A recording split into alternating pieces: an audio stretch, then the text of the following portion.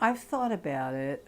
I had already been in Havana a lot, doing these other books, and I produced the book.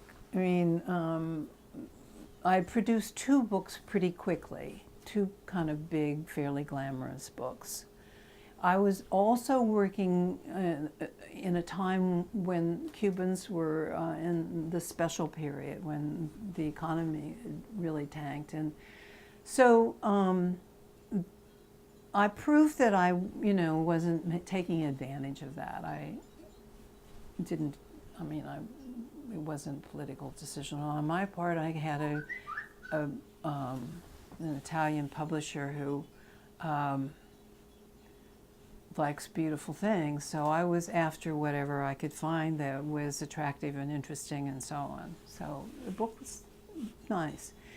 And so I think that the word went out that I was, in any way, I didn't seem to be going away, so they had to deal with me.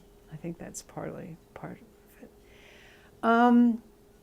So people spoke up for me.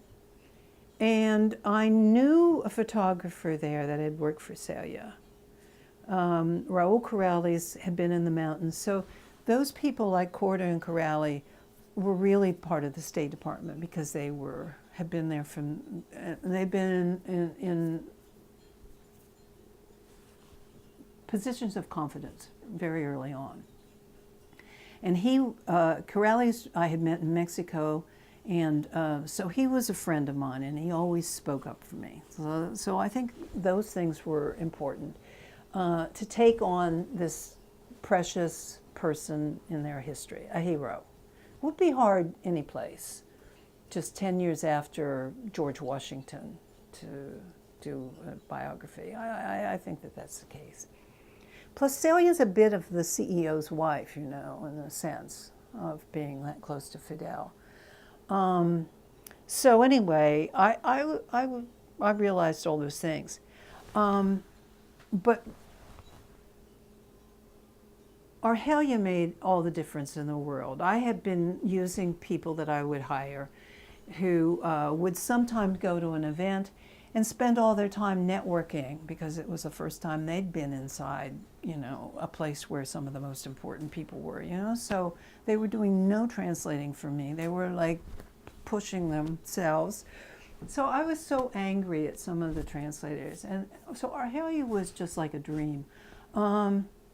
She was introduced to me by a New Yorker, actually, who does some conferences and had used her. She studied translation here in New York at Marymount.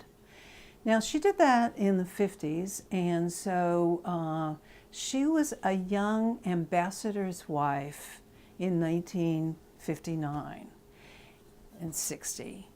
And she and her husband went to Paris, which was an important position. And so she was a young ambassador's wife. And so she was asked to do certain things for Celia, I mean, she would do some research and she would buy some things and she would do various things. So she had had contact with Celia. And so she also was an ambassador's wife in Lebanon. And Lebanon, of course, is a notoriously tough post. So Argelia is really, people had a lot of confidence in her. If I came with her, then they realized that she was there as a buffer. And she was good for me because she was a good translator. And secondly, I would overhear conversations. They would sort of sometimes say, well, don't tell her that. Chris Argelia would tell me that, but So basically, she was very important in easing this, and we could sort of work sometimes as a team. We did work as a team on sort of off days. I would go to her apartment. We didn't do this a lot, but it was very important. I would go through things that I wasn't sure about, or there would be kind of inflammatory things. So we would call up and say, did you say that? Did you mean to say that? You know?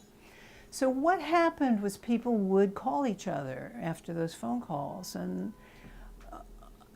there was a sense that I was very aware. It took years, though, but I became aware that they were comfortable with me.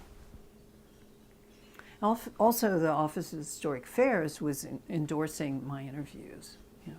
But some people just wouldn't interview. They just didn't want to go near anything.